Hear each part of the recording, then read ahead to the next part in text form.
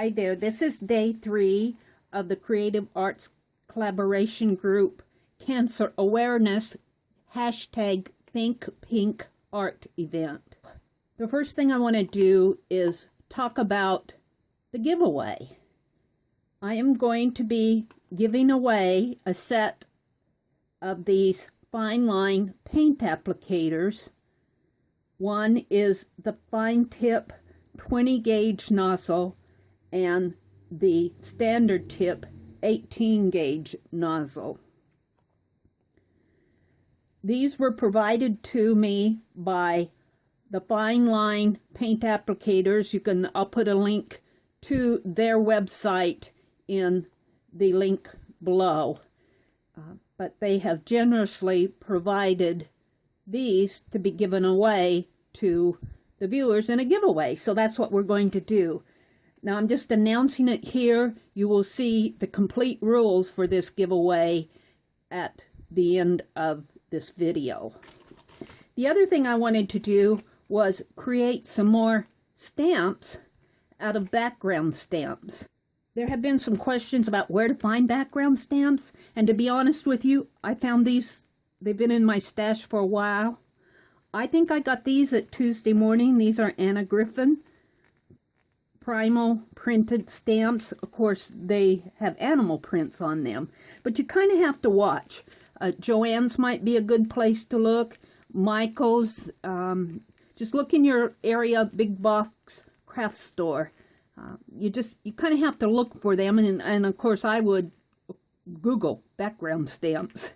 I want to talk about choosing an image for a background stamp. You want your image to fit onto the area that you're going to use, the background stamp that you're going to use. You also want now I'm using this little perfume bottle as inspiration because I think that it'll fit very nice on here, but you want to choose a very broad area here. You don't want to get too detailed. Like, I do not want to attempt to cut out all these little circles. I do not want to attempt to cut even these little diamonds. I will let that play in with the background stamp. And look, I think this will fit on there quite nicely. See? Look, at the bottle, the top of the neck fits right in here.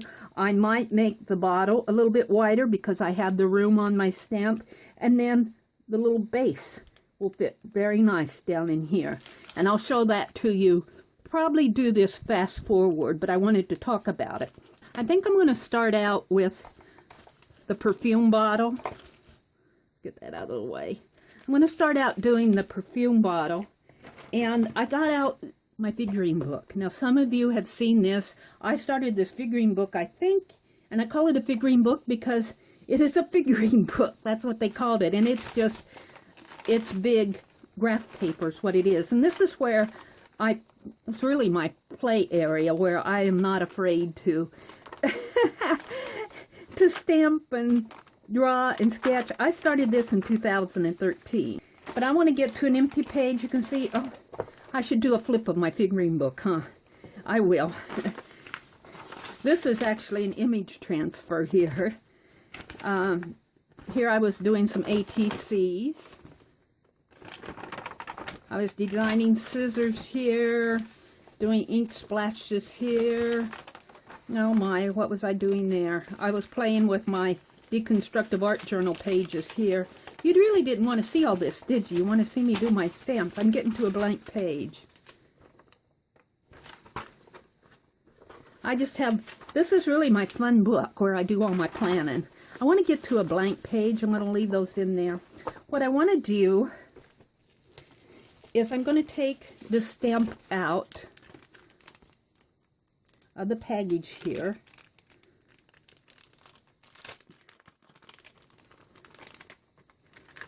And we're actually going to cut this stamp up. Whoa! Yes, we are. I start out by tracing the border of the stamp on my page. And then I do it again darker so that you can see it. Now I'm figuring out how I want to place that perfume bottle on my stamp, and I figure that I can get the top of that bottle right up there in the neck of that stamp. And now I'm just lightly sketching the image of a perfume bottle. I draw that center line so I have some symmetry. So I'm working for one side of the bottle to be halfway representative of the other side. That little center portion there is the center portion of the stamp. Get out a piece of wax paper, and I'm just tracing an outline of the perfume bottle. I'll cut that out. Just sketching up the perfume bottle a little. And then I trim that out, and then I'll trace it on my stamp. Now, I want to say there are other ways to do this, too. This is not the only way to get that image on that clean stamp, but that's the way that I did it. This is a rubber stamp, not one of those clear clean stamps. So you need to get your image down on your stamp image. I think this makes a really pretty perfume bottle.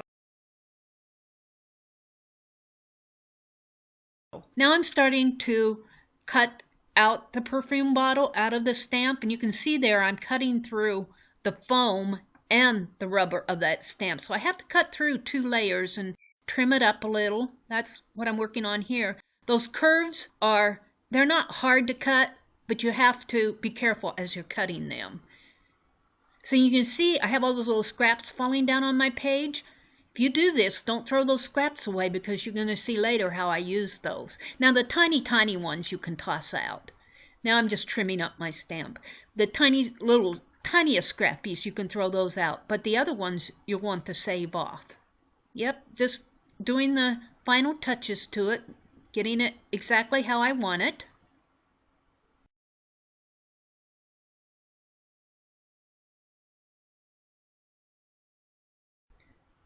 Now I decide which scrappies I want to keep and which ones I want to toss. Now I'm going to do a test stamp with my Ranger's black archival ink. Oh, I like that. So I decided to use some folk art pink acrylic paint. And yes, this is working for me. So I clean off my stamp a little, and then I smear that rest of that pink paint around my page just to make it look like an art journal.